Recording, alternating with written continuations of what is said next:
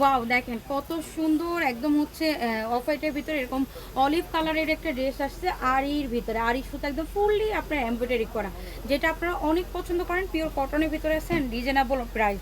একদম lowest price কিন্তু আমরা এগুলো সেল করে থাকি।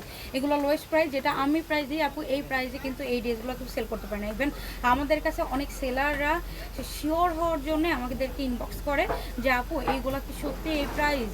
মানে আমরা বুঝি এগুলা হচ্ছে মানে সেল মানে করে শিওর হওয়ার জন্য যে এত কম প্রাইসে আমরা দিয়ে থাকি ইনশাল্লাহ।